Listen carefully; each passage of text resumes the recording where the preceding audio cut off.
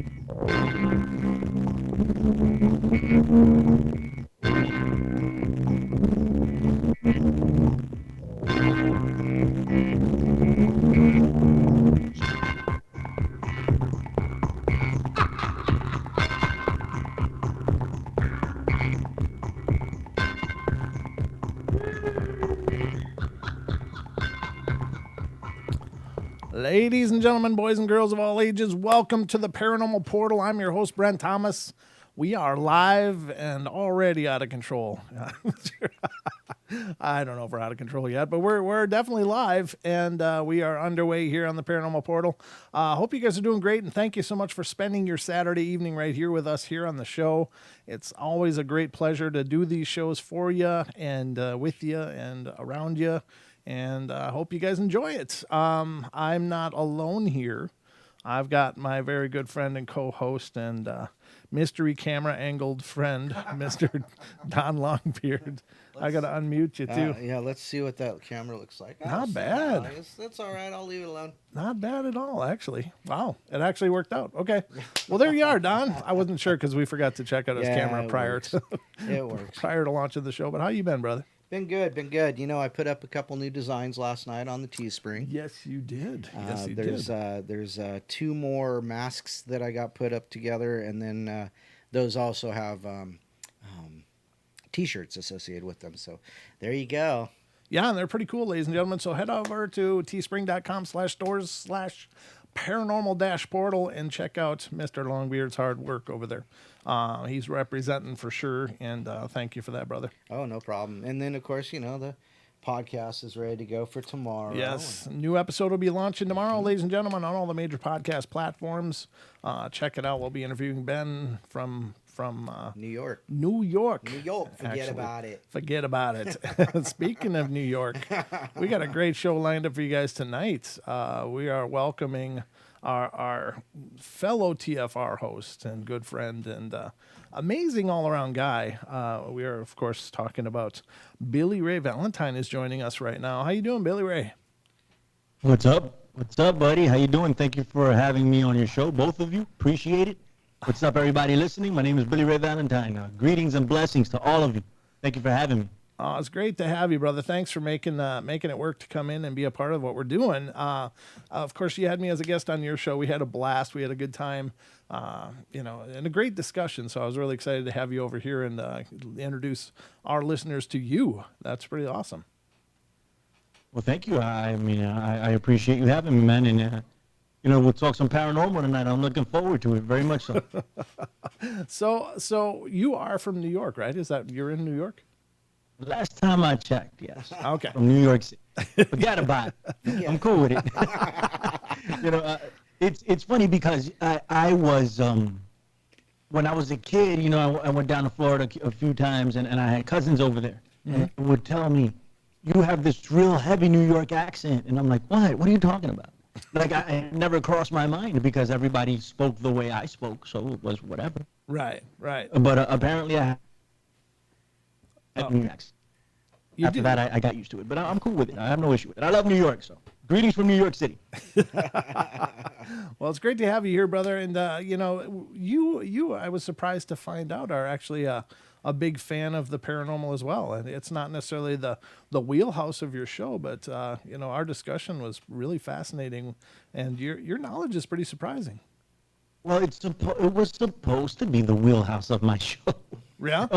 At least a huge part of it. It veered into a different direction altogether. But I think I'm going to try to steer it back to where I wanted it to be. At least now that I have two shows, right? So I can really split things up and do them the way I want to. But I've always been fascinated with the paranormal, always. Like since I was a kid, there were few things that actually grabbed my attention when I was a kid. I played video games. I did some sports, but ultimately, bottom line was pro wrestling and the paranormal or conspiracy-based stuff. But I didn't get to the conspiracy-based stuff till later.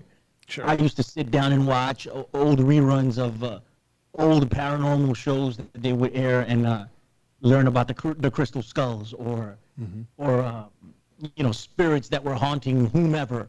Or George, that doll, that haunts everything, or Annabelle, and all these other things. And I would just sit there and be in awe of it. And it was a normal discussion with my family, It wasn't, and we spoke about this, you and I, Brent, when you came on the show.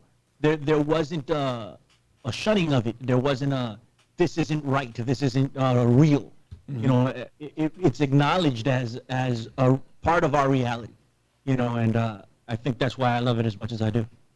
I think that's great, and I think it's awesome that you grew up in that environment, because there's so many times we talk about on the show is the fact that there's these kids that are experiencing horrible things and terrifying things, and they go to talk to the parents, and it's like, it's your imagination, go back to bed, or they get angry or they get scolded, and they're already in a really terrible place emotionally, dealing with something they can't possibly comprehend. And then to be told, it's in your mind, it's your imagination, now go back to bed, quit lying.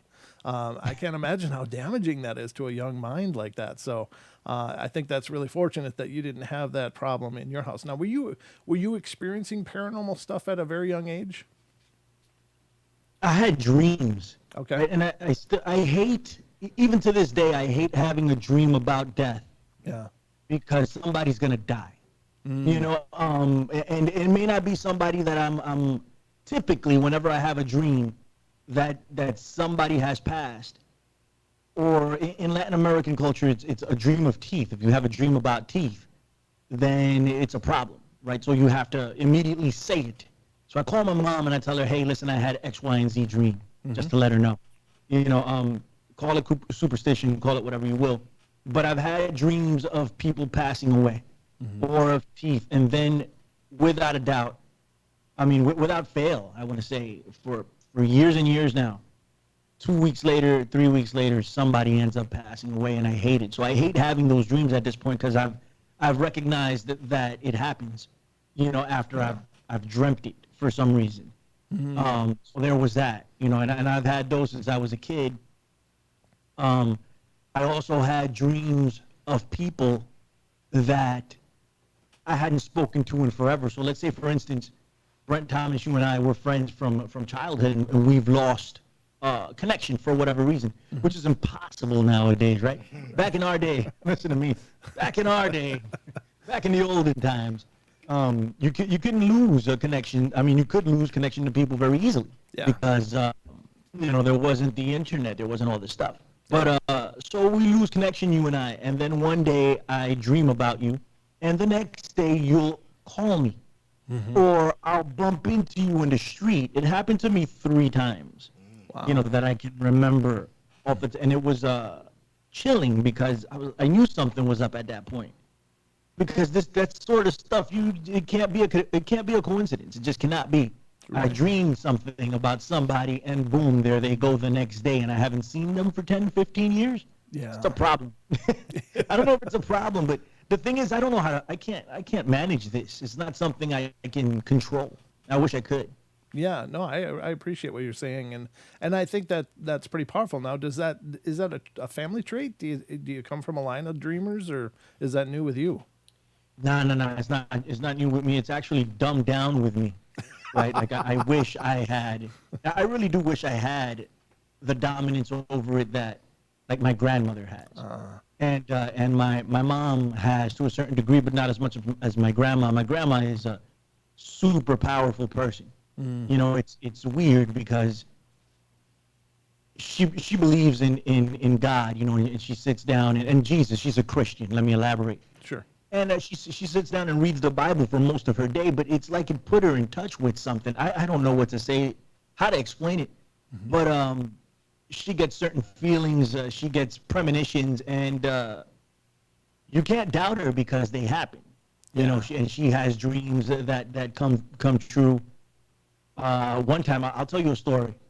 Actually, let me just tell you it now. In our culture, there is, how do I say it? You know, people do witchcraft, quote unquote, brujeria, right? Is what they call it in Latin American circles. And my grandma, my aunt was living by herself at one point, and somebody gave her a plant as a gift. Okay. Right, and she put it in her kitchen. And my grandma walks into the kitchen, separate day, separate time. And she starts getting chills, and she's like, something's up. She's like, what do you mean something's up? You know, like, what do you mean? And she was like, something's up with that pot. Something's wrong with that thing. And, you know, my aunt was like, no, there's nothing wrong with it. Somebody gave it to me. There's nothing going on here. And she's like, no, something's wrong with that thing. Something's up with it. And she dug it up, and there was a picture of my aunt with pins through it. Oh, wow. Yeah, incredibly weird, man. And that's when I was like, okay, yeesh, like something's up. First off, that was not cool, but my grandma can sense stuff like that, and it's not like she can all the time. Like it's not something I think it's not something she can control. Right. But it's strong with her. It's like the force is strong with her Sure. for some reason. No, I think that's really powerful, and I think you're right. I think that a lot of times people are just better receptors. I mean, you know, I don't think a lot of people are, you know, completely in command of these, you know, quote unquote gifts, but I think some people have the ability, or they've learned to, either it's natural or they've learned to listen. You know, and it's a different kind of listening. It's not listening with your ears, but it's kind of listening with your I don't know, aura or energy or something. And there's some people that are really good at picking up on something sideways here, something's not right. And I think that's really cool, because I think those are our birthright. Those are something that is probably fundamental in us, but it's just due to the pace of our world and the distractions and the illusions we're under all the time. We just, you know, we have no center anymore. So it's really cool that she's so tuned into that. Yeah, man, and it's a dying breed, I think. I do harp on this on my show quite a bit. Now, I don't link it to the paranormal, but the further and further we get away from the natural, the further and further we're going to become disconnected to nature and disconnected to our true essence and what it is we can really do. I believe we can do a ton of things, you know, and you guys would know better than anyone, because you're in this area and you know what people see and what people experience and what they deal with and how they deal with it. You know, and mainstream, you know, modern day accepted science, a lot of these things will just shun it like it's not a thing, but it is.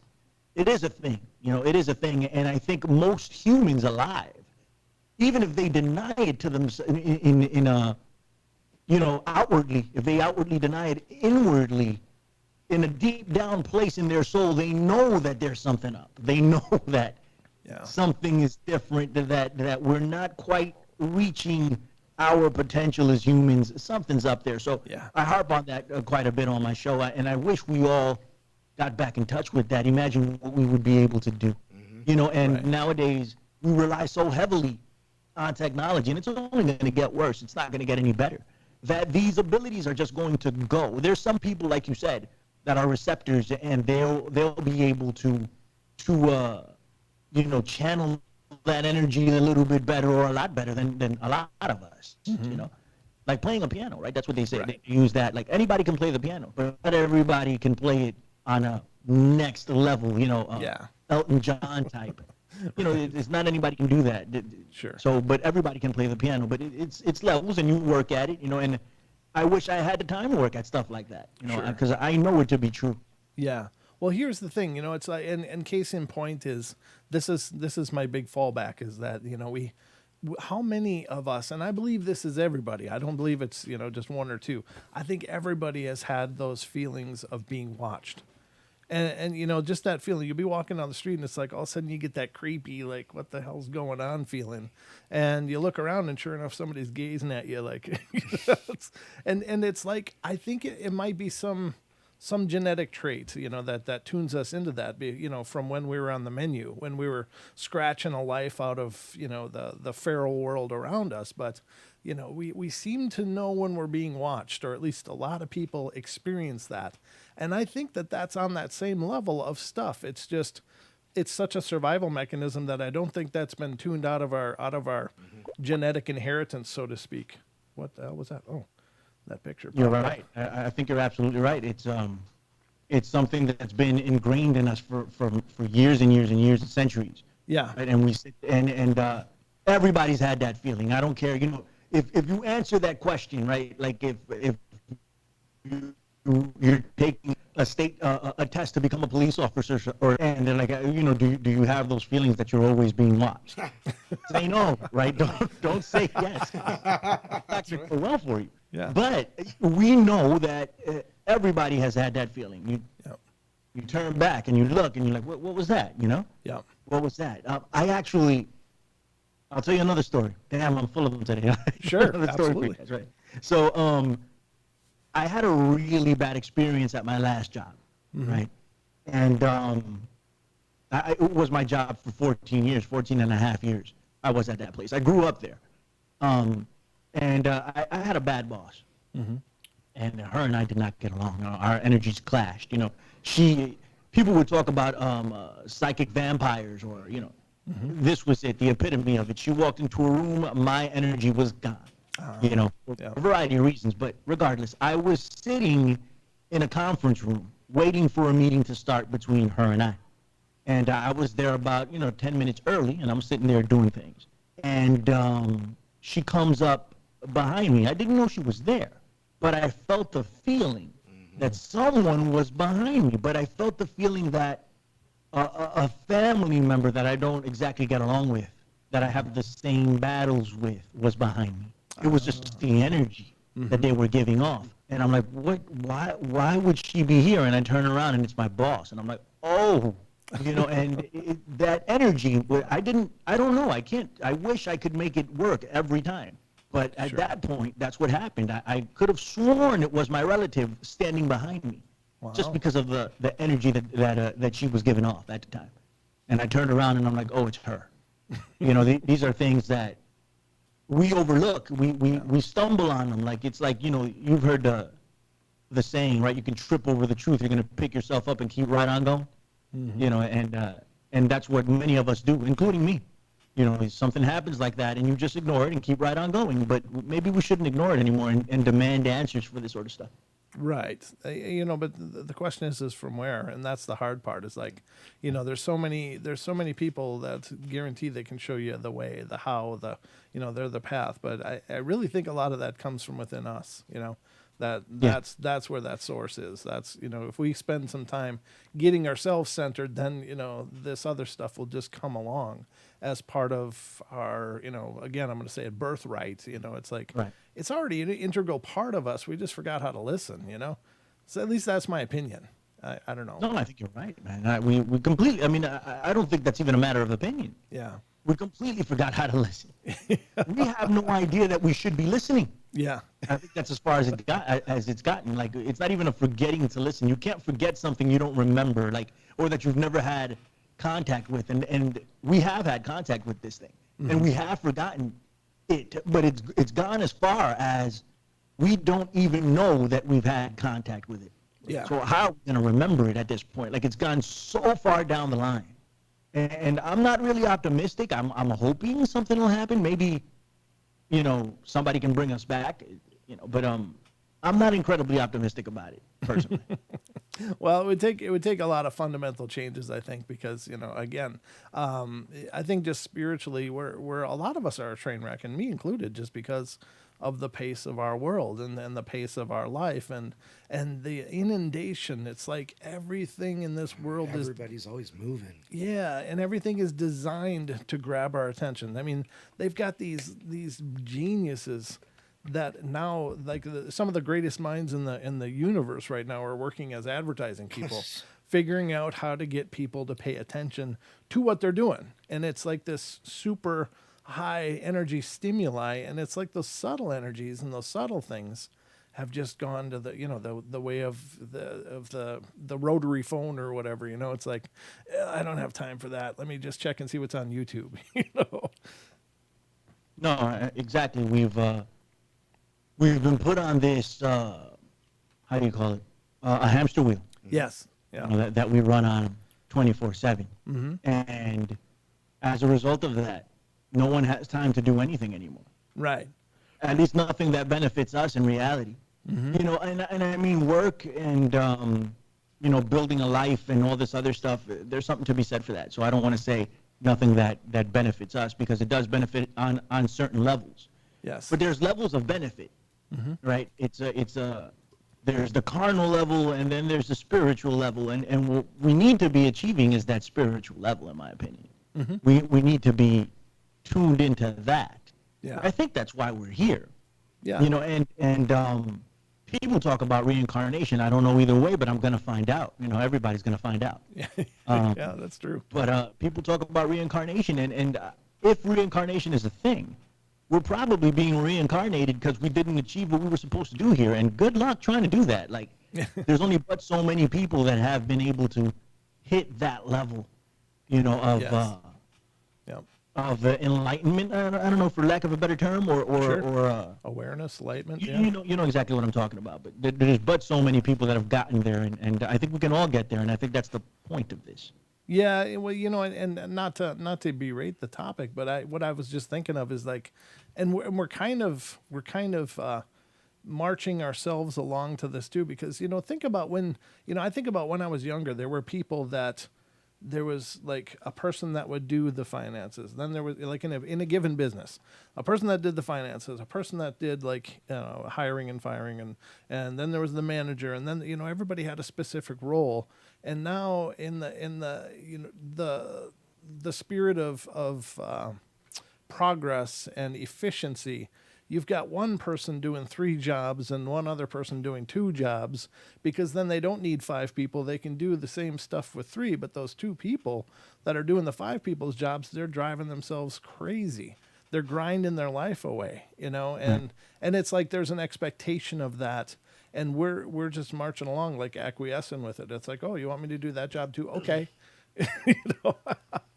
I don't know, and it's kind of a spider web of possibility here, but I think that it's as superficial as that sounds. Then your stress level goes up. Then your stress load is off the charts, because now you're wearing 2 hats or 3 hats when you used to only have to wear 1, and you could do 1 job really well. Well, now you got to do 3 jobs at least passably good, and it destroys lives, and it destroys the family, and it destroys home environments, because people are being driven to this in the name of efficiency and in the name of profit, and that seems to be the spirituality of the world right now, and that's terrifying. Yeah, we've lost track of what's important. Yep. And money has taken a big has taken the big throne on the altar, right? That we're looking at. It's money, Yeah. and technology really have really taken over. Yes. And that's what we want, right? So we want to make our lives easier. Mm-hmm.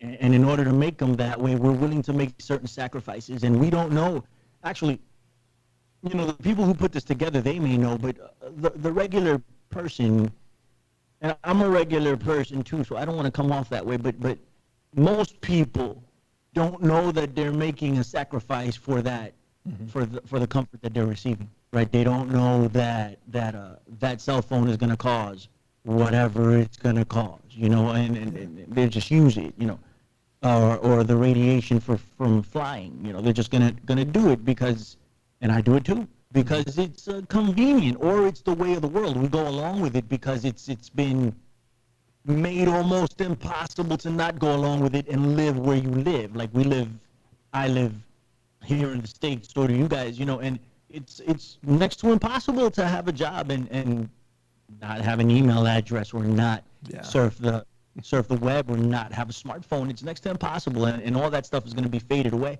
Yeah. All that other stuff, I should say. This is the norm. Now it's the norm. Imagine what's going to be the norm later on. Yeah. What's going to happen. And all this is doing is to serve to, and a lot of people would just say that's complete nonsense, right? What I'm about to say. But all this is doing is pushing us away from our true essence, from our paranormal. The paranormal should be the normal, right? We should be able to see all of these things going on. We should be able to feel certain things, but we've given it a label, the paranormal, because we're so far removed from what's going on. Yeah, I agree. I think so too. And I think that's, when we talk about the paranormal, oftentimes, well, I guess we got about only a minute, but we'll get into this more on the other side. But, what I was thinking of is the state of being. Have you ever done paranormal investigating, Billy? I've never had the pleasure, but if you could point me in the right direction, I'd love to do it. Well, I'm sure we can, especially in your neck of the woods. There's got to be tons of groups out there. But you oftentimes hear of people doing paranormal investigating, and the way that there seems to be a trend that there's one person that will get so much activity, they'll get so much feedback and experience, and there'll be other people that are doing the exact same things but not having any kind of results at all. And it's like, what is it about that one person? And is that person more centered? Is that person more grounded? Is there something to what we're saying in that one person that seems to be getting all the response? And we'll explore that and so much more on the other side. But you can see the time's flying, brother. Time flies when you're having fun. That's what happens. And I hope you're having fun. I know I am. Don, you having fun? Yeah, actually, yeah. I'm actually enjoying everything he's saying. Well, that's awesome. I'm just into it. Engrossed in the conversation. But ladies and gentlemen, we're going to go to break quick, so don't go away. We'll be right back with more of Billy Ray Valentine here on the Paranormal Portal. We'll be right back. I promise. All right. See you soon.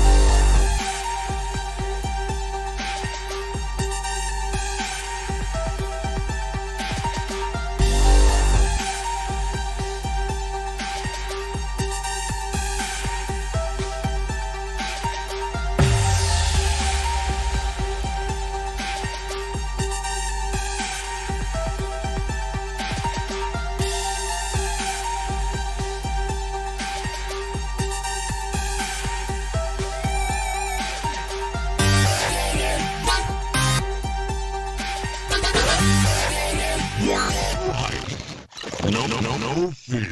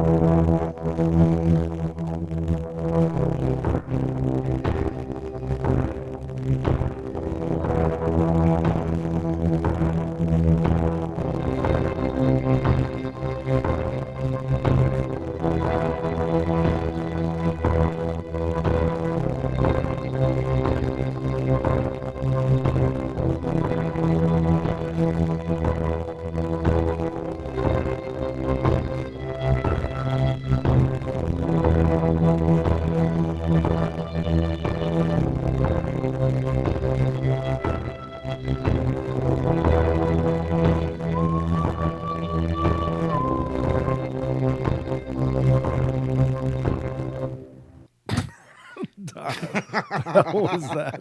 Gotta have the drama. Gotta have Don's drama. the conductor of the Paranormal Portal, ladies Whoop, and gentlemen. whoop. Even though it's pre-recorded, those sound files they can be conducted apparently. Welcome back, everybody. We have done with the break. I know I feel broken. How are you? You know what? I've been broken all my life. Well, there you go. And our special guest tonight, ladies and gentlemen, is Mr. Billy Ray Valentine, who's joining us, fellow TFR host, podcaster, and gentleman extraordinaire. How was your break, sir? You okay? Break was fantastic. I got up. My wife made some food, and I wanted to go over there and try it out. I got this big bottle of water with me, so I'm feeling fantastic. I'm ready to go. All right. So before the show, you were talking to us about some experiences you've been having, brother. So in the paranormal, and then I got an article we're going to go through that'll tie into what we were already talking about. I found it very serendipitously over the break. I was like, "Ooh, we got to talk about this." But I want to hear about your experiences, man.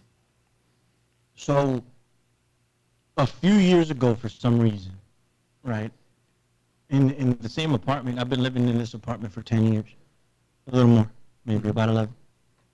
But I want to say about 3 years ago.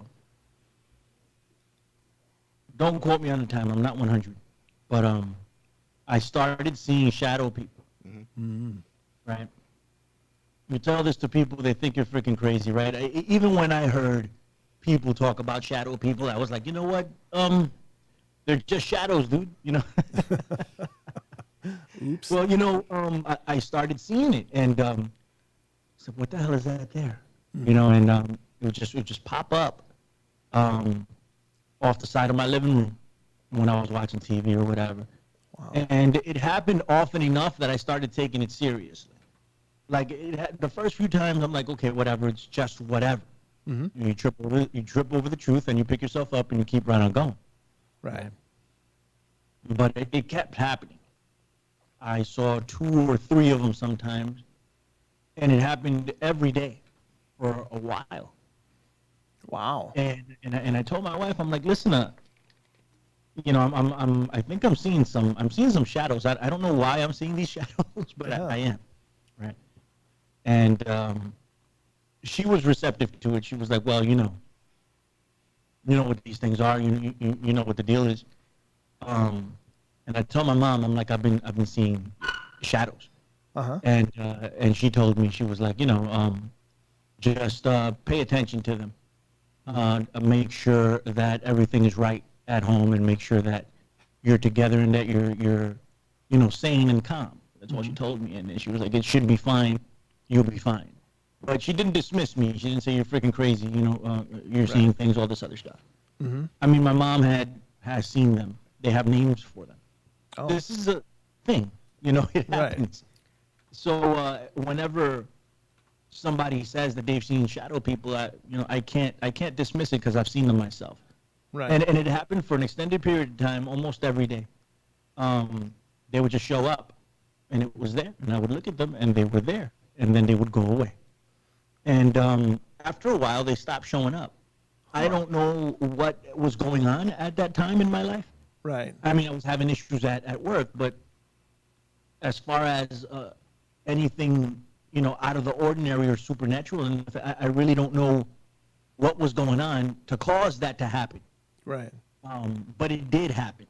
I have no explanations for it. It stopped happening out of the blue. And I've actually recently, like I told you guys a few weeks ago, I saw some shadow things again, but I don't know what that is. It hasn't been repetitive. It might have just been a shadow, Right. that I just saw. I'm like, okay, what is that, But at that point, for an extended period of time, and I don't know how long, but it felt very long. It was definitely months, maybe a year. Wow. Yeah, I saw them quite often, just about every day. I don't dismiss that. Go ahead. We've done shows on shadow people, of course, because they do come up a lot. A lot of people experience them. Normally, they seem to be most perceived peripherally, like people see them out of the corner of their eyes more than anything. But did you see them just peripherally, or were you able to actually see them head on? How are you observing them? Most of the time, it was peripherally. Okay. Now that you mentioned, Okay. but I was able to see them head on.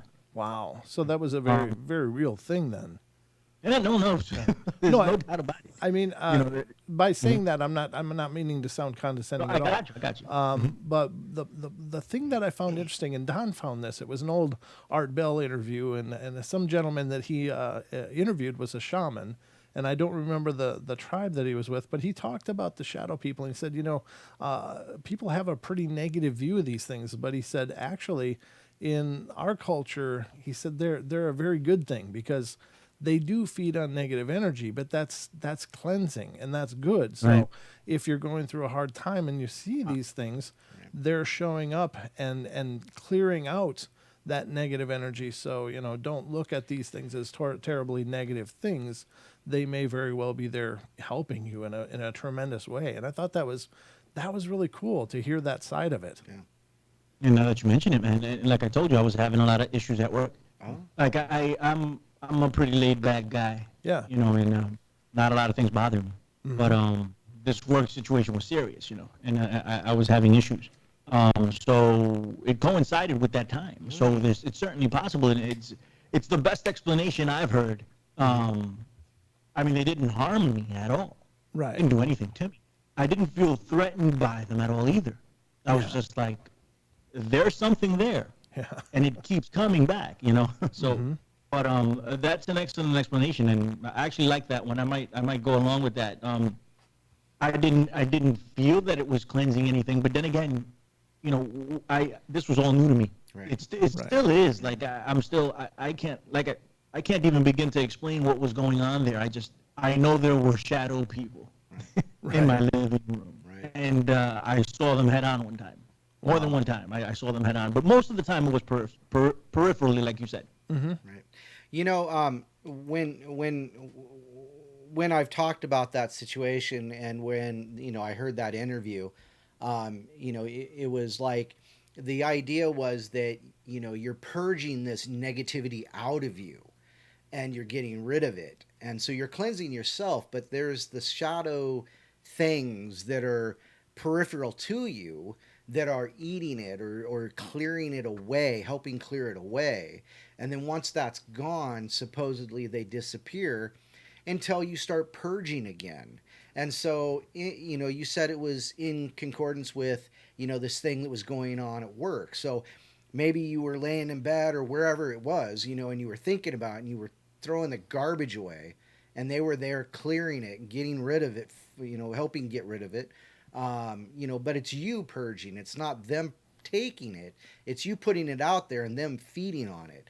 And then they seem to go away is the way this gentleman said it. So, I mean, it makes total sense to me. I like that explanation because it's one I can live with, Yeah.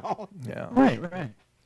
In the it resonates, it fits. Yeah. Yep. In the chat, Andrew Finnerty, one of the listeners, is saying, I used to see shadow people at my old place in Bridgentine, New Jersey.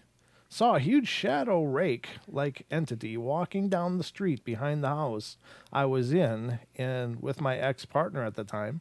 A flyer/Archon got into the door of the house before I could close it one time, and then my partner's effect, I don't know what that means, turned for the worst, and I was like, and then there's an expletive, of course, but yeah, there is some dark things, and that's the thing with shadow people, is that I think, it's our our tendency to just throw a label at something. It's like, well, it's dark and shadowy, so it's shadow people, But I think there's a lot of things that appear shadowy, Right. and so it could be a formerly human spirit trying to be, discreet. It could be some horribly dark demonic entity. It could be some other kind of entity, or it could be just these utilitarian. It could be the Hat Man.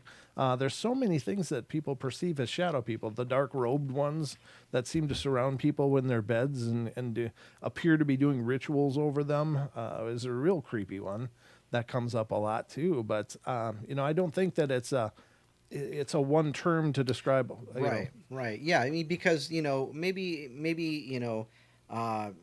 because there have to be other things out there, shadow people, or as you said, like the Hat Man, or things like this, Right. that are out there that we see. And so there's got to be more than one type. So, this specific type is kind of a boon, if you will, that takes that negativity away instead of it just, floating around like an aura around you, Right. So, but yeah, I mean, there's definitely got to be, there was that video that we did on the Evidence Review like 3 years ago, where the guy gets knocked down by the shadow in this hallway and then drugged down the hallway. Sure. So that could also be shadow people. Yep. We never really know. So there could be, good ones. There could be bad ones. There could be ones that are just out there for mischief. Right. So there's all these different things, but who's to really say? We're talking about the paranormal, the supernatural, these things that are not normal. So, it's just one type of that essence that this gentleman was talking about. But yeah, there's got to be other things out there that are similar to it. Yeah. Well, if you think about, let's say you weren't from this planet and you came here and you saw a dog, and it's a four-legged animal. It's walking on all four legs. It's covered in hair, has a tail, has a head and ears. Well, you saw a dog. Then you see a cat, and you say, well, I saw one of those furry things again, except it was a small one. And then you see a bear, and it's, I saw a really big furry one today. And, it would just be this one definition for all of what we understand to be these many different things. So I think that that's really the case. We just don't have the vocabulary or understanding to realize what all of these beings are. Makes sense, man. One of my friends actually used to make a joke to that effect. And I go, well, he named a bird. Like, how do you name a bird? How did they come up with all these different names for all these creatures? He's like, I would have done, if the bird is in the tree, that's a tree bird. And then he sees a dog walking by. He's like, that's a ground bird. And then a fish is, that's a water bird. It just kept going on and on. So I get it. We're here sitting down and trying to explain this, but we really don't have. Well, we don't have the knowledge, and if we don't have the knowledge, we certainly don't have the vocabulary of how to accurately describe what we're seeing. Yep, absolutely, and I think that's perfect. But yeah, I think those experiences are cool. I as long as they weren't negative, as long as it didn't feel dark, I think that those are fascinating. No, it didn't feel dark at all. I never once felt threatened about it. I mean, I guess it's all what you put out. Also, I mean, maybe if I did feel threatened, if I put that out there, I would have felt threatened. I'm not sure. Sure. Well, that's true too. It's something that I experienced, right? And I really don't know how to explain it, and that's what this whole program is about. So I'm glad I got to share the story, but I can't pretend to tell you what they were, why they were there. All I can tell you is I had that experience for a certain period of time. Yes, absolutely. Well, we're going to start with an article here. I found this, again, over the break, and it really seems to tie into what we were talking about before. But this is an article from unexplained-mysteries.com. And catch this headline, Billy Ray. It's MIT develops a dream manipulation machine. Bum, bum, bum. All right, so I'm going to read this article. They're little quick articles. But it says, scientists at the Massachusetts Institute of Technology have built a device that can influence your dreams. Imagine if it were possible to go to bed at night and have only the dreams you particularly enjoy. Sorry, that was a mouthful. It might sound like something firmly rooted in the realms of science fiction, but now it looks as though such a thing may actually become a possibility thanks to a new device named Dormio. Dormio. Oh, that's Spanish. Sleep. Yeah. Okay. Dormio. That can trigger dreams based on certain themes or experiences. Developed by a team lead of MIT neuroscientist Adam Horowitz, the wearable device enables what is being referred to as targeted dream incubation, which takes advantage of the earliest phase of sleep during which the sleeper experiences a borderline state of consciousness. This state of mind is trippy, loose, flexible, and divergent, said Horowitz. It's like turning the notch up high on mind wandering and making it immersive, being pushed in and pulled in with new sensations like your body floating and falling with your thoughts quickly snapping in and out of control. As the sleeper drifts off, audio is played that is designed to induce certain dreams. Targeted dream incubation is a protocol for reactivating memories during sleep in a manner that leads to incorporation of the targeted memory or related memories into dream content, the study authors wrote. The aim of the current study is to assess the ability of Dormio to identify the sleep onset period and successfully manipulate the content of the hypnagogic dream report through pre-sleep verbal prompts. What do you think of that, Billy Ray? We don't want to be doing that. We don't want to be doing that, man. Amen. I often say on the show, right, that we're that us as a species, right, we're this little kid, and somehow we discovered fire, and we have this branch, and it's on fire, and we're running around the forest with it, just running recklessly. And we're burning down the entire forest. We don't mean to do it, but we have no idea of the power that we're screwing with, right? Right. And I don't like it personally, man. Going into people's, first off, we don't even know what dreams are yet.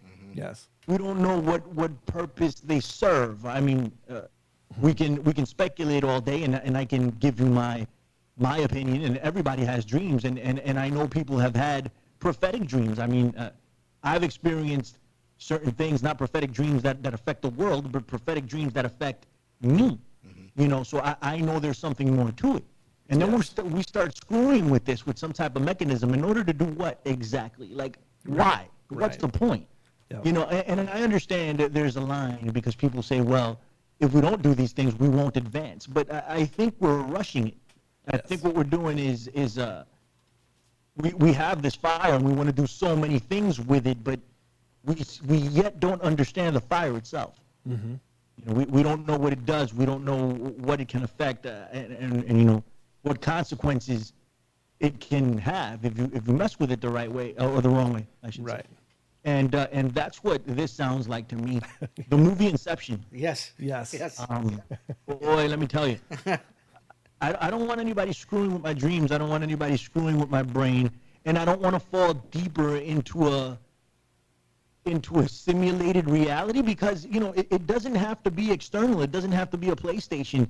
The simulated reality can be going on right here, and you're just asleep. Yeah. And you're further down into some other thing, some other world that's been built around you. Who's building this world if you're letting people into your dreams, into your brain? I personally don't like this thing, but it's not going to stop. It's only going to get worse. It's only going to be more. And you don't want to be letting people into your brain. I mean, if you're comfortable with that, go right ahead. But me personally, I'll pass. So you're not getting chipped, in other words? No. I will avoid that at all costs, man.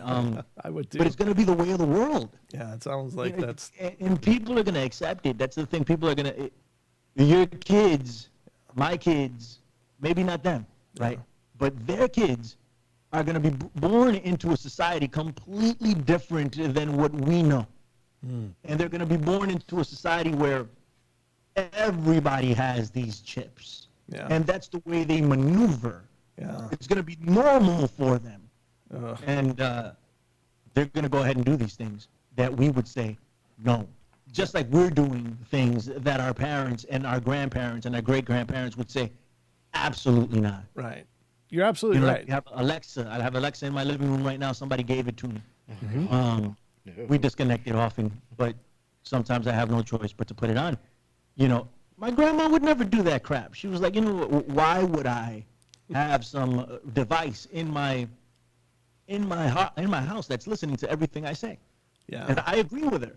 Yeah. You know, and I've told my kids about it and all this stuff, but it's inevitable. Like I have to prep my kids for it. Mhm. Like if I'm gonna hold them tight and cover their eyes, it's not gonna do them any good. Yeah. So we have to, you know, get them acclimated for what's gonna go down, for what the future holds. And this is what it's gonna be like. I'm not with the brain technology thing, man. I'm not with Elon Musk and any of the crap he's doing. I don't want to mess with dreams. Yeah. You don't know what you're messing with. We don't know what we're messing with. Right. I'll include myself into what these mad scientists are doing, even though I'm not doing it. Sometimes I look at them as mad scientists. Yeah. Yeah. They don't know when to stop. Yes.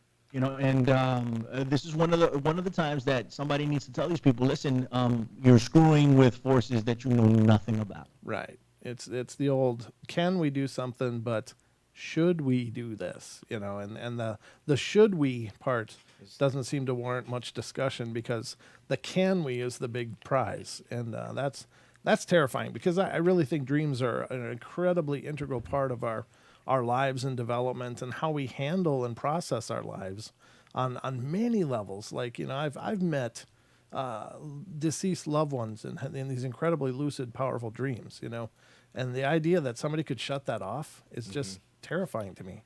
You know, that's a sacred space that shouldn't be wired and programmed and stuff. And Agreed. what, you know, well, people, if they start, you know, I'm going to go to bed and make sure I have happy dreams every night. Well, next thing you know, they're going crazy or psychotic or sociopathic because they haven't processed things. Or, Right. you know, I don't know. And I'm just throwing, you know, ideas out there, but that stuff, that to me terrifies me too. You know, and again, technology is exciting and all that, but there's no balance to it. It's just, Right. can we? And meanwhile, the moral and holistic ideas are just so far out of balance and out of whack. And that's what's scary about technology. But that's I don't disagree at all. I think you're absolutely right. You know.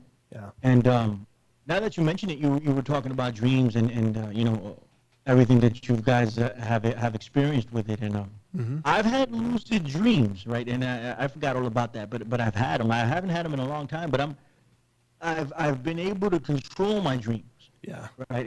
If something negative is going down, I've been able to and I wake up, I can go back to sleep and go back into that same dream and fix it. Oh, I nice. haven't been able to do that in a long time. Like I Wow. said, I don't have any power over any of these things. Sometimes I think I do, I don't. I really don't. But this is something that's going to be screwed with fundamentally when we're doing things like this. Yes. And it's gonna set us further apart from what we actually can do. Right. I think you're right. I think that definitely a caution is warranted whenever you're manipulating a natural function of our biology and spirituality and whatever else that is affected by such things. But yeah, I thought it was, The thing is, we have no idea. yeah. No idea what dreams are, right? I mean, you and I might have an idea of what we think they are, but I'm talking quote unquote mainstream scientifically. They have zero clue why we dream. Yes. They just don't know, admittedly, but here we're going to go screwing with it. It doesn't make any sense to me. Well, it makes perfect sense to me because they're dumb. No, I'm just kidding. It's just the way of the world, brother. But I knew you could appreciate that story because, and I got several others pulled up that we're going to go into, but we're about 2 minutes out of the break, and so I want to take a couple minutes again, remind everybody that our podcast, and you know, make sure before the end of the show that you let people know about your podcast and where to find your work too, brother, because you know I definitely want you to plug that. Your show is brilliant. And you do a phenomenal job. But our podcast is coming out tomorrow, ladies and gentlemen. It'll be dropping around noonish, depending on me and when I actually get around to it. But it'll be tomorrow. I got my part of it done. Whatever. He just goes and takes a bow. All right. Yep. No, you did. You've been great. You've been brilliant about that, and I thank you for that. That makes my life a hell of a lot easier. Yeah. You only have to listen to him for an hour. I got to listen to him for 3. Well, that's how you learn, Don. But our podcast coming out tomorrow. It's Ben from New York. Interviewed him, and a really nice guy. He's a chef and has had a whole load of things happening in his world. So it's a great show. I had a lot of fun talking to him. I don't know. You New Yorkers are easy to talk to, Billy. No, I'm glad somebody thinks so, because most of the world don't hold that same opinion. They don't like us very much. Well, let me just rephrase that with the ones I've contacted with.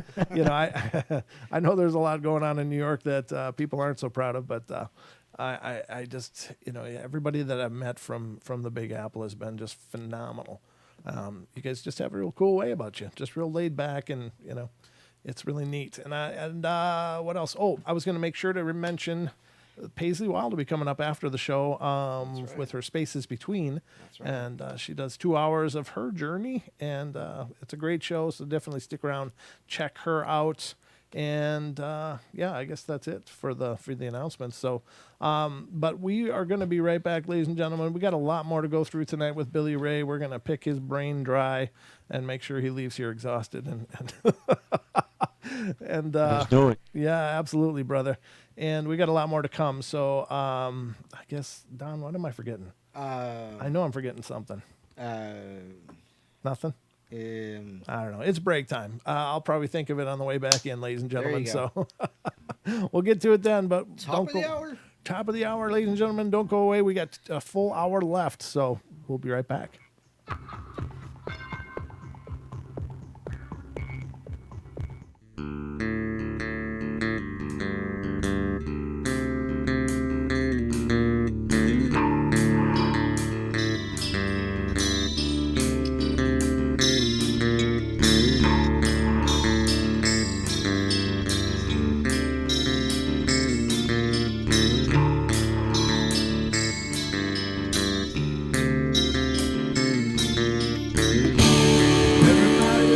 Play their games. Everybody loves to place their bets.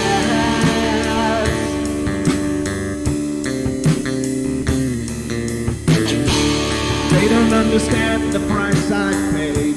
They don't care to comprehend.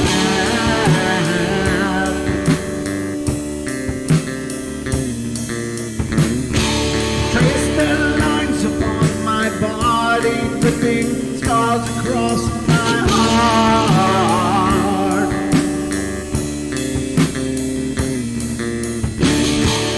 Raging anger boils inside me as their lies keep falling apart.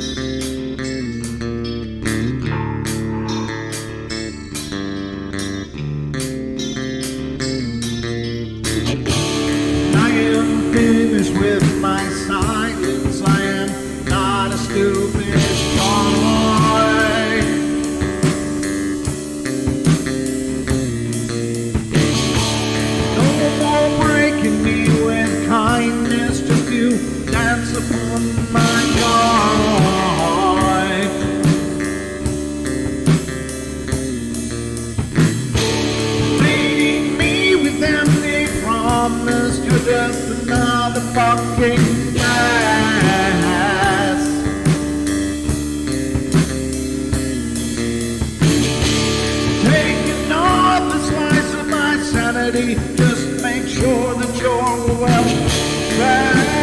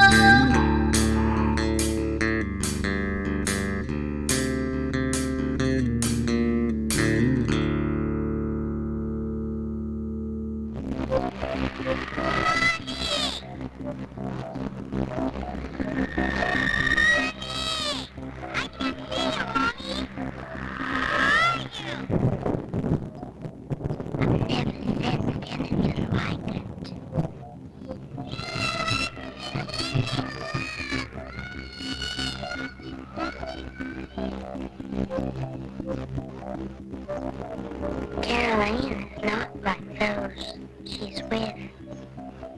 They're attracted to the one thing about her that is different from themselves. Her life force is very strong. It gives off its own illumination. It is a light that implies life and memory of love and home and earthly pleasures. Something they desperately desire, but can't have anymore. Right now, she's the closest thing to that. Poltergeist are usually associated with an individual. Hauntings seem to be connected with an area. A house, usually. Poltergeist disturbances are a fairly short duration, perhaps a couple of months.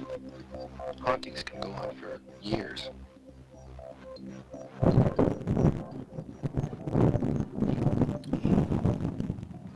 That's true, ladies and gentlemen. Maybe for years, and years and generations and hundreds of years, centuries.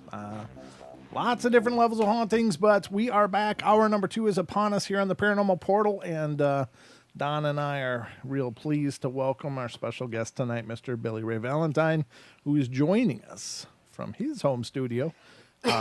Welcome back. Hour number 2, brother. It went by quickly, man. Thank you for having me. I'm having a blast, actually. I haven't had this much fun doing a show in a long time. So thank you for having me. Oh, yeah, brother. You're welcome anytime. You just give me a holler. We'll get you back on whenever you want to appear. It's like I said, you're very easy to talk to, so it makes my job wonderful. Thank you. I got more articles here to pull up, and I thought we would talk about, because this kind of stuff is fun. And since you're a fellow paranormal aficionado and enthusiast, this will be fun to get your take on these. But we're going to dive into the world of Bigfoot now. An article I found, again, from unexplained-mysteries.com. Woman chased by Bigfoot in New York Park, Billy Ray. What? Where? Oh, let's find out.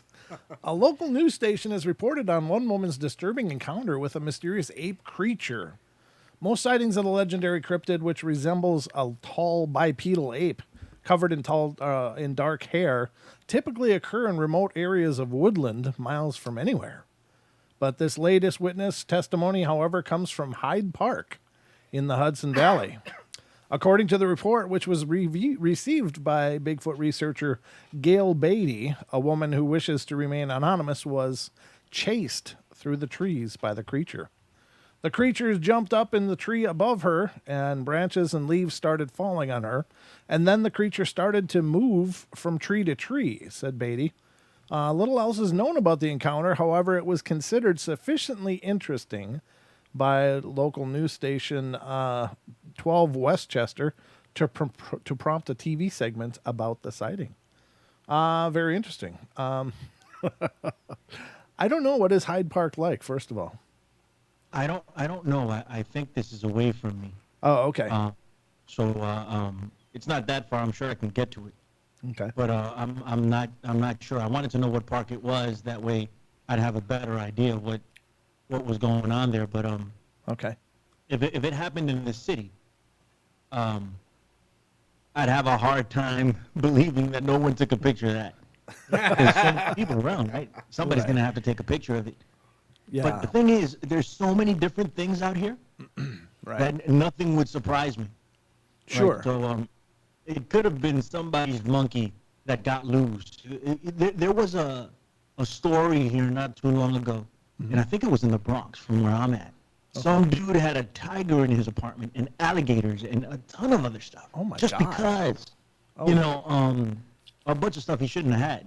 Yeah. So it could have been that. Now I do believe that Bigfoot is a thing, right? I want to believe that. I'll be open with it. You know, people say these are things you want to believe. 9 times out of 10, stuff that I cover on my show, almost 10 times out of 10, I don't want to believe any of that stuff, you know? Right. I want to believe in Bigfoot. I really do. Yeah. You know, I want it to be a thing. You know, so I do believe it. I subscribe. I think it's a thing.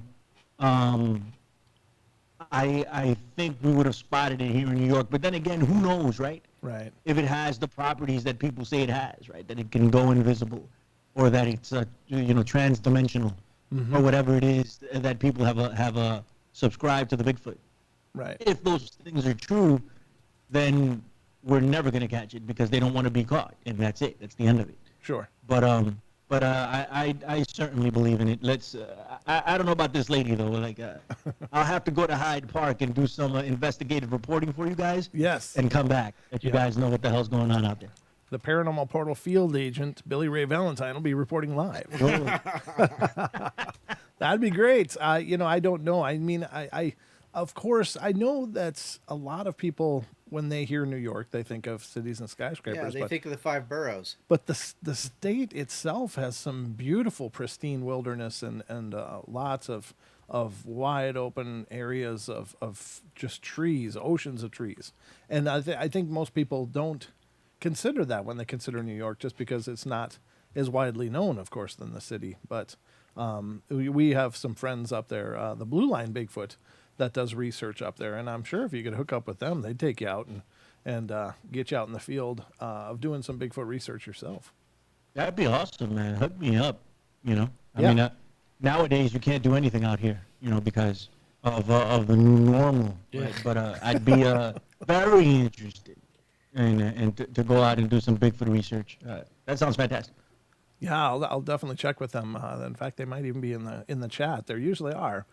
Blue Line Bigfoot is they have their own YouTube page as well. Well, great guys, Adam and Jake. They're great guys. A lot of fun. They've been on the show as well. But there is a lot of Bigfoot activity in your state, in the state of New York, and I that doesn't surprise me once you realize that there's hardly a place in the world actually that they're not reported. Yeah, New York is huge, like you said. Yeah. You know, there's so much to it. You know, like the city is a small portion of New York. Right. New York is bigger than some countries. Yes. And like you said, it's a lot of woods, a lot of, it's beautiful. It's a beautiful place. So it doesn't surprise me, that we have a Bigfoot sightings up here. There's certainly enough room for it. Yeah. But I don't know if you've seen this commercial. I don't know. I think it's a Geico commercial with the Bigfoot. And he's like, I'm trying to get noticed, but nobody cares anymore. Everybody's busy with their cameras and trying to take selfies and all this other stuff. Yeah. I feel like it's a little like that. Like, Bigfoot has jumped into the mainstream because, you have Bigfoot hunters on television and all this other stuff. But how many people actually take it seriously is a different deal, and I think if we took it a little more seriously, we might make some inroads into something here. But we're very dismissive of the point, which is demoralizing sometimes. I wish we were more open to acknowledging that we don't know everything, Right. or we don't know almost anything Right. of what's going on this planet. If we had a more open mind, I think we'd find that a lot of these things have more credibility than we're giving them. Yeah, I think so too. I think that of course the legends, the stories, this and we've talked about it many times about the proliferation of Bigfoot in many cultures globally, and they're known by different names around the world. The Yeren, the Yowie, the Almas, and there's a dozen or so names just in the U.S. Probably many more when it comes to the First Nations names as well. But these are all based on something. These people didn't just all craft this same idea out of nothing. They've experienced something. There's even stories in First Nations of conducting trade with these tribe of hairy people that lived in they were just considered by the First Nations as another people in many tribes, and they talk about conducting trade and trading items with them in order to help each other out and to have a relationship like that. Now there's also horror stories of these things that would come, these hairy people that would come and steal children and women and run off and never be seen again. That has surfaced as well. So it's not all just this gentle forest people kind of stories. There's all kinds of the full spectrum is represented out there. I think it's the Janoskwa will come and take your kids and that's their version of the boogeyman, and this is in the Pacific Northwest. Is that the native would tell their children, look, you got to get in, or I think it's Janoskwa. Maybe I'm not doing the name right. There's so many names, and I'm no expert by any means, but they would the context is correct in that they would tell the children, get inside before she comes and puts you into her basket on her back and carries you up into the mountains. It was this hairy woman that was rumored to come and steal children that were misbehaving, and that's the boogeyman, the booger, wood boogers, the boogers will get you. There's so many different names and ideas. So I will tell you, brother, if you're really looking at cranking up your paranormal content, do Bigfoot, because I can tell you by our metrics, they are the most motivated, enthusiasts out there. Bigfoot enthusiasts are incredibly involved, and they go out of their way to find new material, new shows. And I just on virtue of our metrics, and I was talking about this last night with our guest Eric Mentel, our metrics are at least double or triple on average the number of views and downloads when we have Bigfoot content. Really? Yeah. Oh, there's no question. Yeah. My friend Stevie Richards, he's a former professional wrestler. He used to wrestle for the WWE. Oh, nice. And he does a podcast called The Conspiracy Horsemen, with 4 professional wrestlers talk conspiracy. Okay. He's big into Bigfoot, and he spoke to somebody out in Georgia that has a Bigfoot museum. Oh, right. Out there. Yep. Yeah, I don't know his name, but Stevie did an interview with him, and I aired it on I took it and put it on my stream. Just because I'm so interested in the topic, and I thought other people would like to hear it, and it did phenomenal. It just took off. People wanted to listen to it, so there is definitely an interest for it. I just wish it was taken more seriously. I'm sure the researchers take it very seriously. Yeah. That's not what I mean. I mean it's taking it to be taken seriously by the mainstream, by sure, by everyone, and we'd make some inroads there. But definitely, it's always interesting. Right. Is the Yeti from Tibet? Yeah, the Himalayas. Is that the name for it? Yep. I remember seeing a documentary that they said some monks had proof, right, of a Yeti, but they wouldn't let anyone see it. Right. Well, they don't let people see because it's sacred to them. Right. And there was I forget who was it was the History Channel. Some dude went up there and he's like, please let me see it, please let me see it, but they wouldn't. They did let him see something, but they wouldn't allow him to see what they actually had in that room. I think and they won't allow him to test or anything to verify what it is either. Well, but it was fascinating. There was apparently a Bigfoot hand, a skeletonized or mummified Bigfoot hand that was held in a monastery way back. I saw that one too. I know what you're talking about. Yeah. And it was stolen. Actually, it was stolen by people that were able to see it. Yeah. Apparently Jimmy Stewart was involved with that. The old the old actor Jimmy Stewart was involved with helping to smuggle that out. That's very nice. But yeah, exactly. But there's also allegedly a skull cap. It looks like a conical top of a skull that's kept in the monastery up there too. But I don't know if those things were ever correctly tested or not. I don't know. I've heard differing reports that they've checked it out and it's this, or no, it's this, it's some kind of yak, or I don't know. But I think that there's a concerted effort for this not to be validated. And I don't understand everything. You think? Okay. I was going to ask you, what is your opinion about that? It would change everything if the Bigfoot is verified to be real. Then there's well, what else is real? If Bigfoot is real, right? How long have you known that Bigfoot is real? Because people aren't going to believe that it's a new discovery. Oh, we just discovered the Bigfoot. Well, how long have you known this? Right. And why are you telling us now? And it would change everything. Well, now are UFOs real? Is the abominable snowman real? Isn't that another Bigfoot incarnation? People are going to start asking questions, and they don't really want that to happen. For the record, I don't think they found a Bigfoot either. But if they did, they certainly wouldn't be telling us. Right. Well, I think that there probably are, people that have some really solid evidence out there, but I'm positive that there's people that probably have pristine video and audio and probably plenty of DNA samples and more.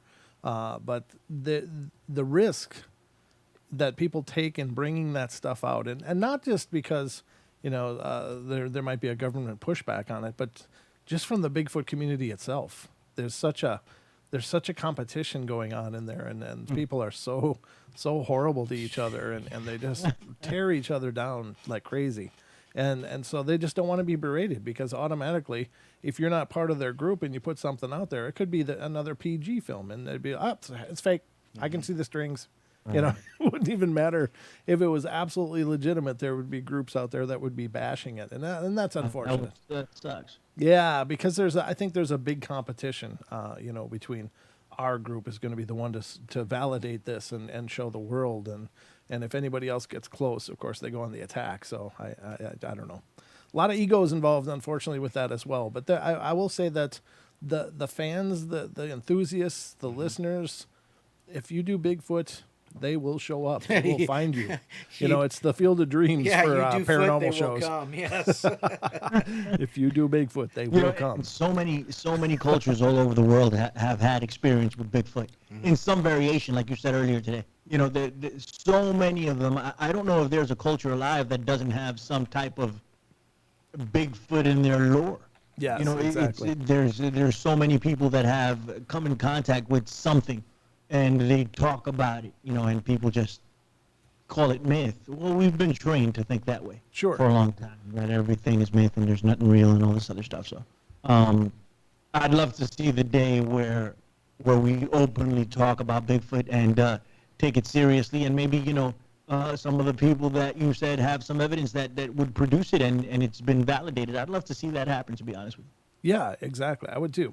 I would love that it was safe enough for them to do that without being absolutely ambushed.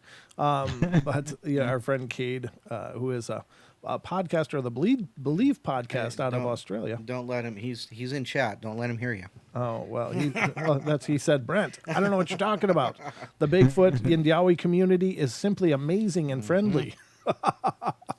That couldn't be further from the truth, lad. Oh, ye of little insight. But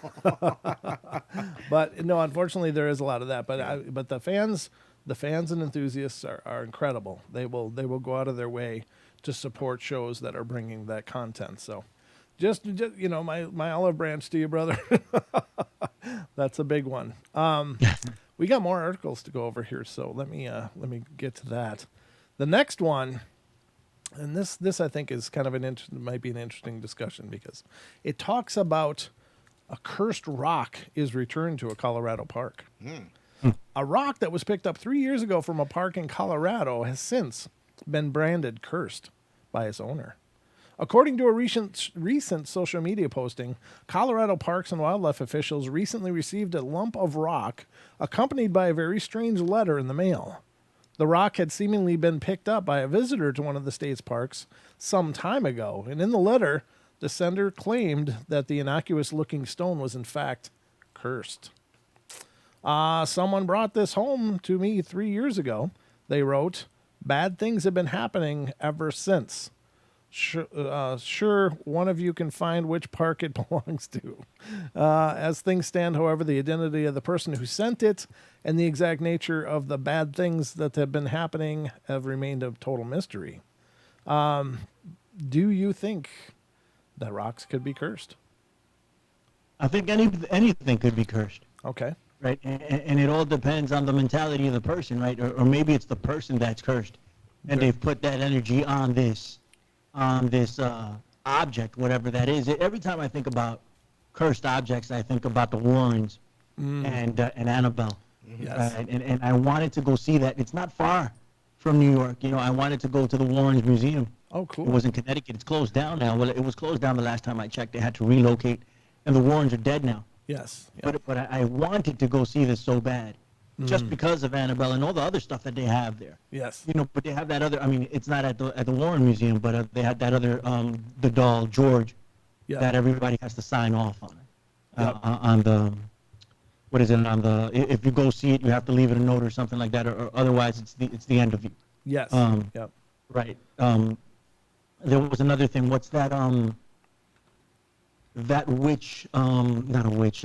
She was a voodoo priestess in New Orleans.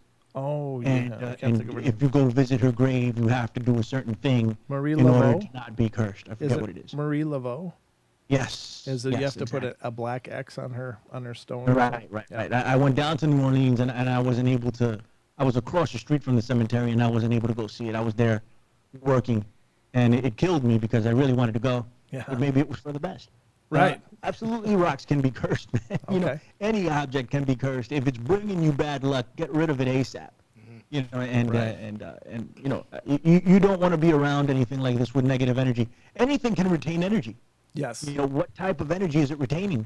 You know, and what's it spitting out? Like, so I don't discount that in the least bit, especially throughout history. What you've heard of different objects being haunted. I'm not like the Hope Diamond is another thing. Right. How many people have died with that thing? You know, and we went to see it actually last summer. I went to D.C. to go take a look. It was beautiful.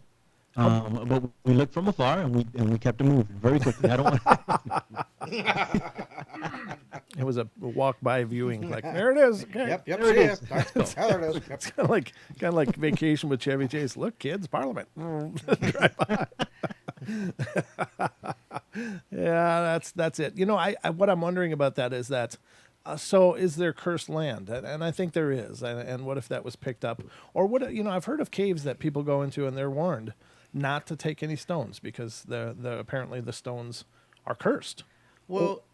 Well, think of this. What if it came off of like a battlefield, like a Civil War battlefield, and it was a stone that was there during that time, and it has blood on it from a war? Or what if the cave was a burial spot for a Sasquatch, and it was imbued with the power of the Sasquatch or the, you know, whatever that may be, energy of, and it doesn't want to be moved around. We talk about going to thrift stores all the time and buying, you know, things, and antique stores and buying things and taking them home, and then all of a sudden your silverware is flying out of the drawer and your cupboards are slamming.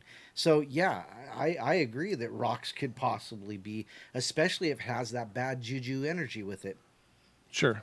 I think so too. What I wonder though is, and here's the thing, is that apparently the guy who got the cursed rock and sent it back was given this rock. Oh. Now, your was it your aunt was given that plant? Oh, the plant, yeah. Was it cursed? I mean, obviously the plant that she was given, Billy Ray, that you were talking about, obviously was cursed, or at least it was carrying a cursed item, and you know, which is terrible. But was the rock cursed, or was it from cursed land, or what? Mm-hmm. But I think it's all possible because it's an energy imprint, right? Exactly. Yes. So I think it's really interesting what you brought up about its surroundings. You know, what did that rock experience? You know, or what energy was it around? You know, if it was a big battle and somebody died on top of it or something, or if it was part of a burial ground or something, it's very possible that some energy was transferred into that thing and it's not good. So some things are better left alone. And this goes back to, we don't fully understand our reality. We don't. And that's the best argument we can make against anyone, because we will not be wrong. Yeah. That's the most right statement there is to make. We do not understand where we are and how it works. That's it. There was no manual. No manual. Absolutely right. So it absolutely, it could have been a cursed rock, and especially if somebody gave it to you, probably trying to unload it. You know, not a good look. No, I've heard of items like that are very intentionally handed off. And like, if somebody finds out they got a cursed item, they go out of their way to give it to like somebody they hate. You know, it's like, wow, there's got to be a karma involved with that, right? Like, if you knowingly give something that's going to curse somebody, oh man. That's like when Billy Ray was talking earlier about, you know, people just getting a hold of him out of the blue, you know, and then, you know, all of a sudden, you know, you get this haunted rock or something, and it's like, oh, hey, nice to see you. I haven't seen you since grade school. Remember that day you beat me up? Here you go. Take this. Say, I got this plant you could have. Thank you. Thank you so much. So thoughtful.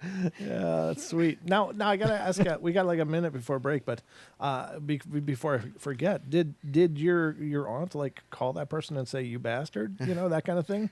Because obviously the person tried to give her something. Well, horrible. yeah. It was a neighbor. You're right. It was a neighbor that gave her it was like a housewarming present.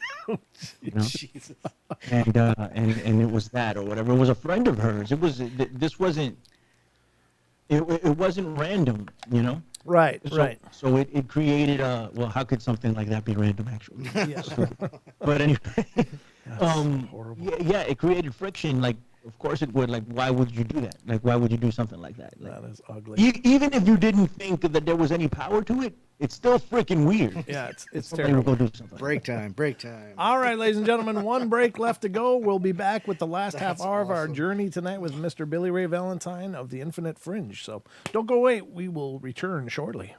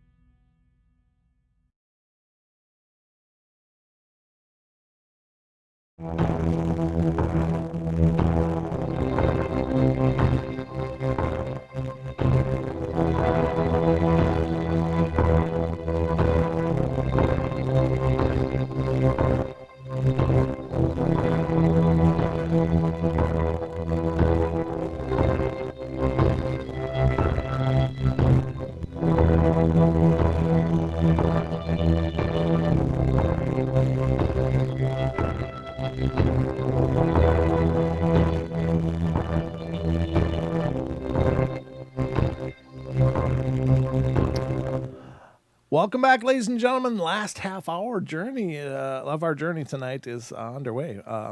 We are joined, of course, by Mr. Billy Ray Valentine of the Infinite Fringe, who is snacking leisurely there. I didn't know I was on there. I'm on delay here. My apologies. No, I don't care. I'm just kidding. You actually weren't. You'd already done before I brought you on the stream, so you're okay. But ladies and gentlemen, we are talking about all things paranormal tonight with our friend Mr. Billy Ray Valentine, and having a fantastic discussion. I'm really enjoying this, brother. I hope you're continuing to have a good time. Oh yeah, man. It's been awesome. You don't understand the amount of work I have to do after we get off air. And the fact that I don't care that I have to do that is awesome. I'm really having a really good time. Excellent. I'm gonna be up till about 4 a.m. doing work. Oof! Wow. So, I put myself in this predicament. Oh. I really overbooked myself today. I had so many different things to do. Oh. But I couldn't be happier. I was telling my wife during the break, I'm like, man, I'm having a hell of a time. Having so much fun talking to these guys about, all this paranormal stuff. So it's a pleasure and an honor. So thank you very much, sir. Oh, yeah. And the door's always open, brother. If you ever want to come back and hang with us again, you are absolutely welcome to. We'd love to have you. I'd love to be here. Okay, so I got another story for us to pick apart here. I don't know what to make of this one. This one's, I'm not saying it's not possible, but this is one of those. Ladies and gentlemen, this again comes from unexplainedmysteries.com, and it's potato throwing poltergeist reported in India. So apparently they got a tatery poltergeist over there. Potato poltergeist. That's kind of a mouth twister. It says a series of strange objects throwing incidents have been plaguing a residential abode in, it's Indian names, Umtru Riboy district. According to Kingstar Thongi, I don't know. I'm sorry, ladies and gentlemen. I don't want to beat the hell out of these names, but I'm doing my best. Just know that I am. Who owns the house in question? This peculiar events began a week ago when he heard an unexplained knocking on the door, and despite there being nobody there. While investigating the mystery, Thogny then reported that a number of stones had been thrown onto the veranda in front of the house, again, without the persons responsible being seen. Keen to catch the culprit, local residents started to carry out patrols within the vicinity of the house. However, when nobody was found, many started to regard the phenomena as paranormal. Strange activity continued unabated for days, with stones, household items, and even potatoes being thrown both inside and outside of the house without apparent explanation. A local news reporter covering the phenomena even witnessed it happening firsthand. Some of the stones actually fell on nearby residents. However, fortunately, nobody was injured. As things stand, no explanation for the phenomena has yet been found. Well, there you go. So it's a tater throwing poltergeist. So have you ever seen anything move? You ever seen anything being moved paranormally? No. Okay. I don't think I have. I really want to see that, and I believe that it can be done, but I haven't actually seen anything like that. But is there any video of this? No, If the reporter witnessed it, is there video of it? Because I'd like to see it. I wish there was. There's not even a video attached to this, so maybe they didn't get it for the sake of the article. But the source is the Shillong Times. I don't even know what the Shillong Times is. So I don't know what the hell the Shillong Times is, but it's apparently a huge news organization in India. So the Shillong Times. Shillong. I can make Don laugh all night just saying Shillong. It's Shillong. I can even spell it in Don laughs. You okay? Get a drink. But they didn't include a video. However, I have seen something move. I've seen something paranormally. I don't know what it would be. Paranormally torn out of my ceiling. There's just something levitate.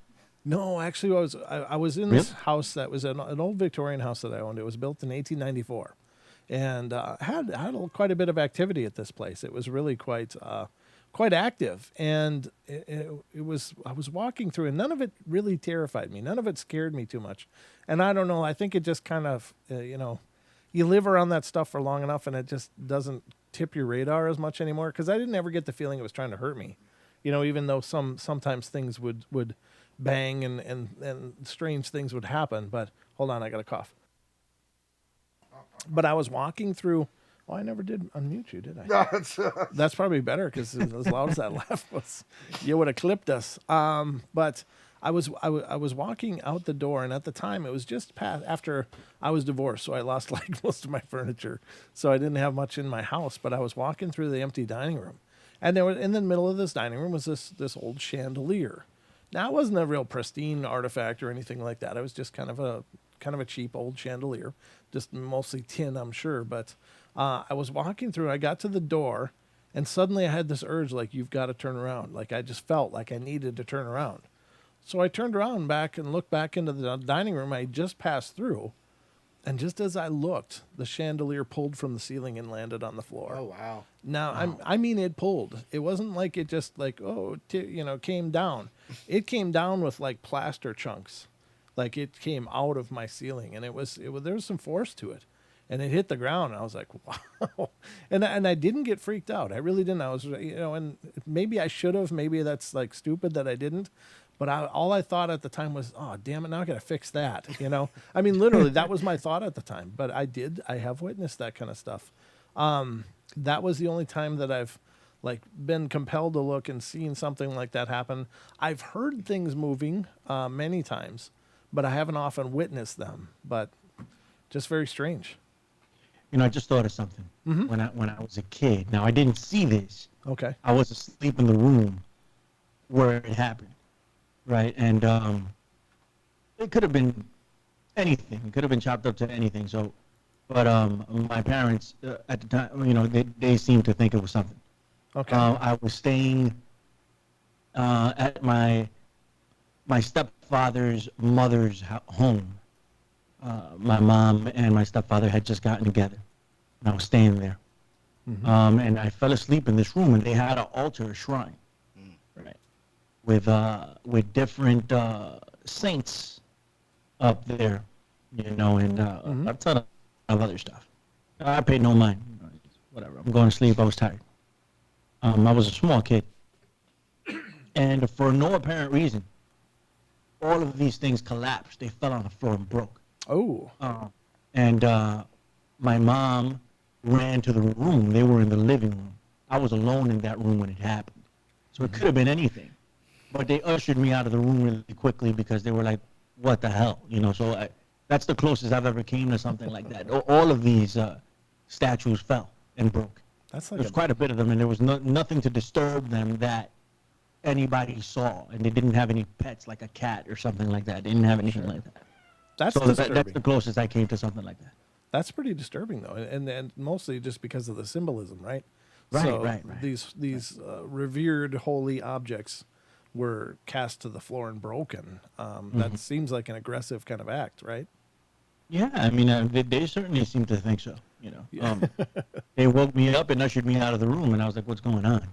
But I never forgot about it. It's not like I wasn't scared or anything. It's something you remember. I don't know that kind of stuff would stay in your brain. Yeah, that's definitely an imprint kind of thing for sure. Yeah. That's pretty cool. Yeah, Don, you've not seen anything like that, have you? No, and I've said it many times. It's like I don't ever think I've seen anything paranormal, ghosty apparition. Certainly not a Bigfoot. However, with the Bigfoot thing, I've seen some things that do make me believe that there's something out there. Our trip with Cindy and this last week or this 2 weeks ago when we were in Coloma, yes, we talked to Duke and things like that. So that and I've always said that if it's something tangible, I could get behind it a lot easier. Like Bigfoot or aliens or something like that, something that can be touched, seen, empirical evidence kind of stuff. But the ghosts and things like that, it's harder for me to get my head around. But that might be part of the problem as to why I haven't had these experiences, is because I just can't buy it. I can't buy into it.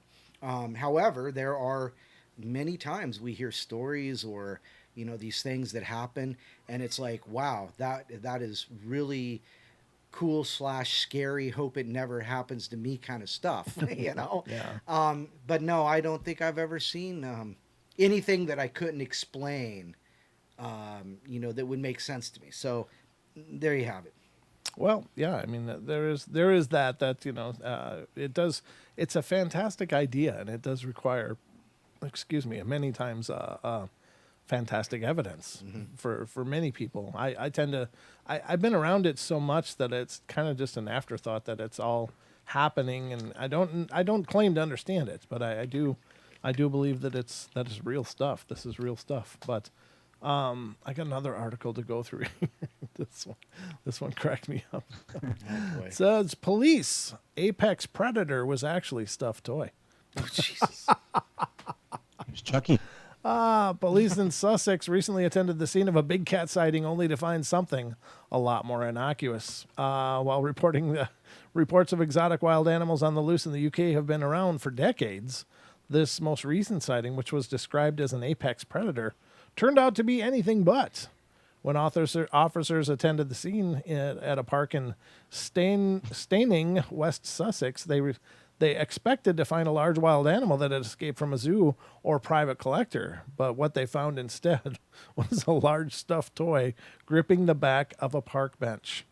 We actually have an image of that, and this, I assume, must have been from the police video. There it is, ladies and gentlemen, and it'll be up on your screen. If you're watching on YouTube, you'll be able to see this. Those of you on TFR, where it's audio only, it's just basically a park bench with this pretty convincing stuffed animal on the back of it. It does look like it's, it could be a panther. The incident echoes a similar scenario that occurred last year when an RSPCA was called out to investigate reports of a tiger being kept in a small cage in Devon. When officers arrived at the scene, they found that it was nothing but a stuffed toy. Yeah, more of that citizen involvement in crime. Hey, my neighbor's got a tiger in a cage. It's a stuffed animal. Oh, that kind of stuff will frustrate you. Did he eat your neighbor's husband? No, probably not. Probably not. I'm going to go out on a limb with that one. Here's an interesting one, and I think this would be fun to go over because this is a question I have personally, and I don't know if you have an opinion on it or not, Billy Ray, but this is an article that's titled, "Should You Hunt Ghosts in Your Own Home?" Now, let me read the article and we can discuss it. Sorry, I'm a little froggy here. Carrying out paranormal investigation of your own personal abode may have some serious drawbacks. And I've heard this many times, and our friend Dan Pruitt believes that it can be dangerous as well. With the coronavirus... oh, Jesus, I said it. Don't demonetize me, YouTube. You're fine.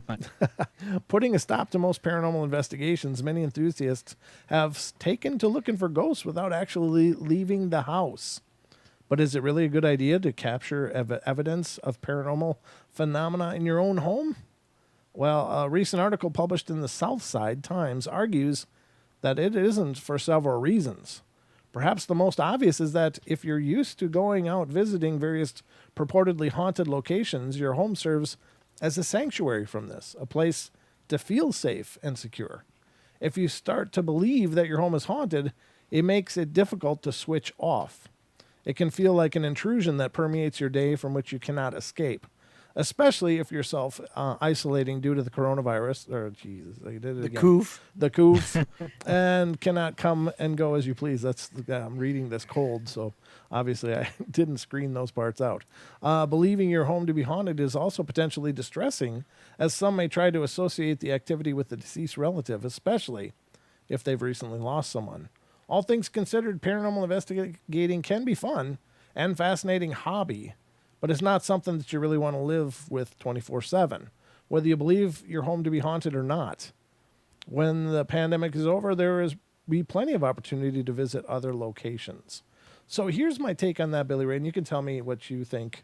I think that investigating is sometimes very similar to like trying to, well, I mean, obviously you're trying to make contact with something. So it's not really that far removed in some ways to a Ouija board, other than you're not saying to use your energy or to use your contact or whatever. But I think that it is like an acquiescence. It's like a, okay, I want to know if you're here now. You have my permission, kind of thing. And once you give that permission, that activity can escalate. So if there's something there that's choosing to be silent just because maybe it can't become more active for whatever reason, or it doesn't want to, once you encourage that forward and you're giving it permission, then it very well may escalate into something horrible. What is your feeling on that? Yeah, I don't disagree with you, man. Like all of these things, right? There's that vampire lore that you have to let it in the house, otherwise you can't come in. You know, Yes. and that's prevalent throughout, right? Mm-hmm. A lot of paranormal lore, for lack of a better term, you will find that you have to give it permission, you have to give it power in order for it to happen.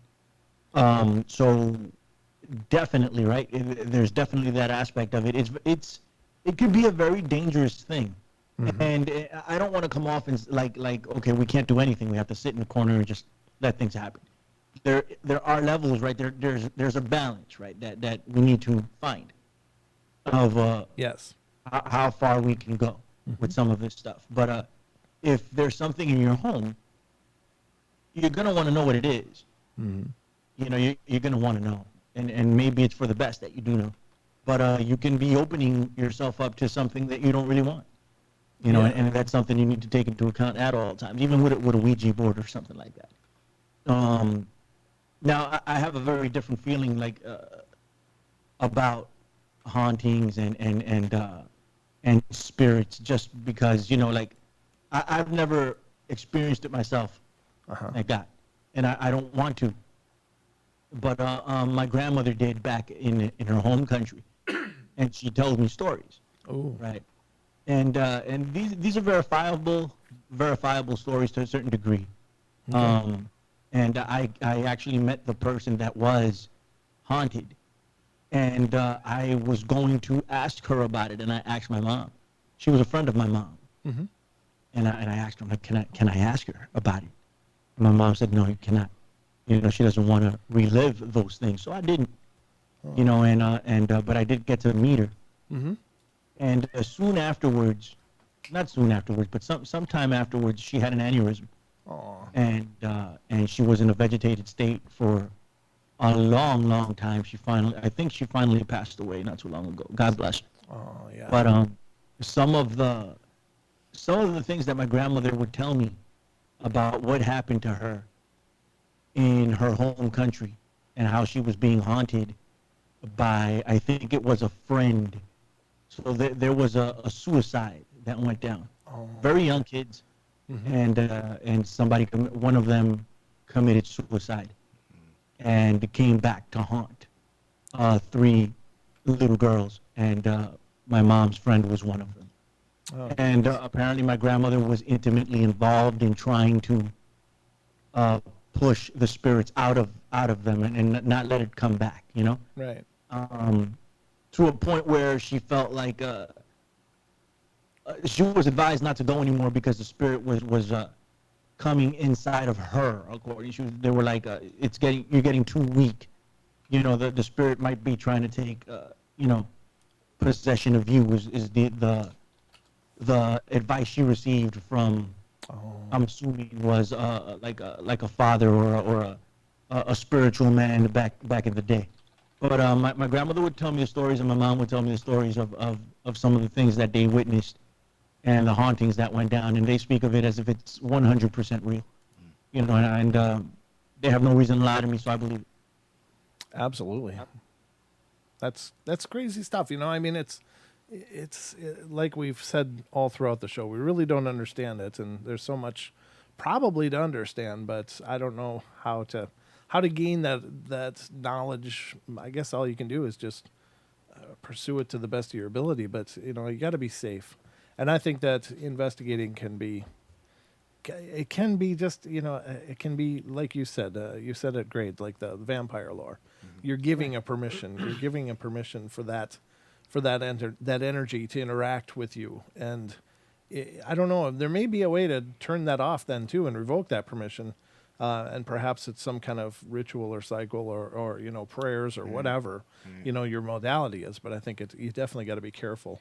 One more bad idea. Well, real quick, can I Kate, Sure. Kate asked, do you think that if you give them something permission, and it gives it more credence, that it may be more of a placebo effect on oneself? Sure. It's very possible. Right. I mean, the whole poltergeist phenomenon is there's a strong school of thought that says that that's just a psychological manifestation of the subconscious. So, I believe that we do manifest. We're energetic beings, and we manifest our lives. And so I think we could manifest a haunting pretty well too. Good. I agree with you. Yeah. 100%. We could definitely manifest that. Everything can be coming from our minds, right? Yes. Everything.